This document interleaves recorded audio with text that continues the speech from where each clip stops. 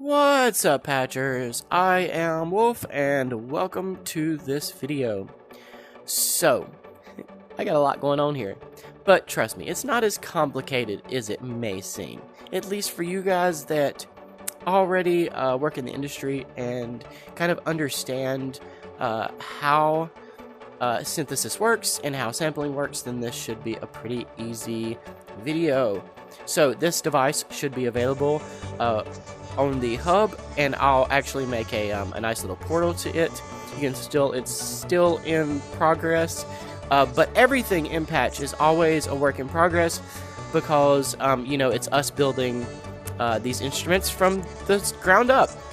So back in the 60s and the 70s, when they had synthesizers, you know, they didn't have keyboards attached to their synthesizers yet.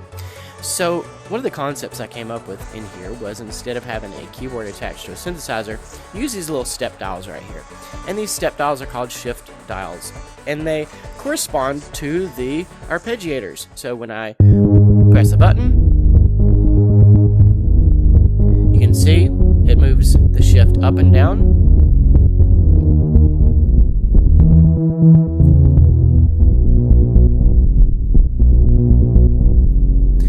So it's connected to this thingy up here.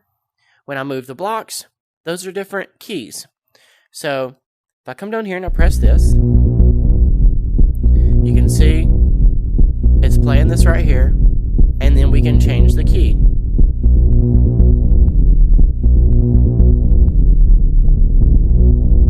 Do this right here.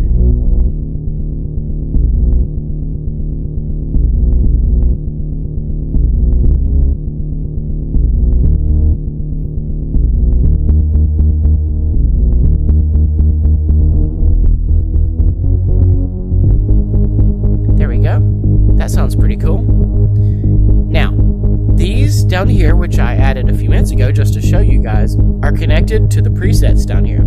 So when you click this button right here, it loads part of a preset. The step dial is connected to this step dial right here.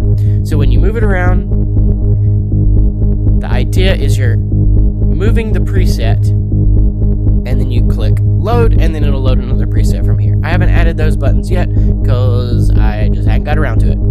Anyways, so you see this cool little knob right here. This is really neat. So this, if you look, changes how much of the loop is actually playing. So the longer you move this up, the more of the loop. It actually starts at sort of the middle part of the loop. I'll show you what I mean. So I come down, way down here, and I press this. Plays the whole thing. Now if I come up a little bit, it plays half of the loop at a time. Come down, plays the whole loop. Come out right there.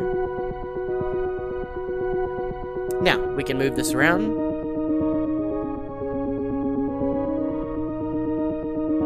So we've got our cutoff here.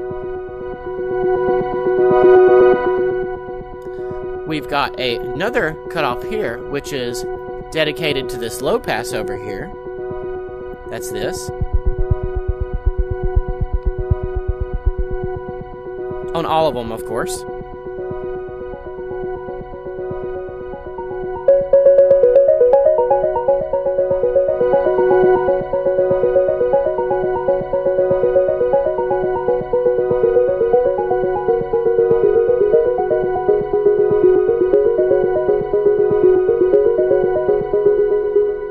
And then down here on the bottom,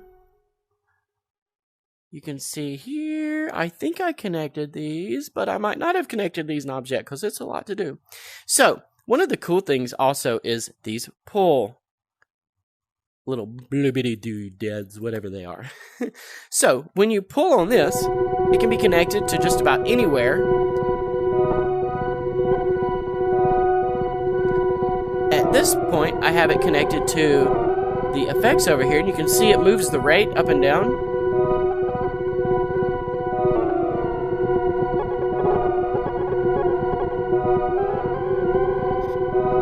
Now At the moment, this was just a test, so I could show you guys how that works, because these you would connect to drums, and you would use this to make a build-up and a breakdown of your drums. So, up here, we've got 1, 2, 3, 4 sample players. You could actually take all of these buttons, or knobs if you wanted to, and put them down here to make them easily accessible to the user.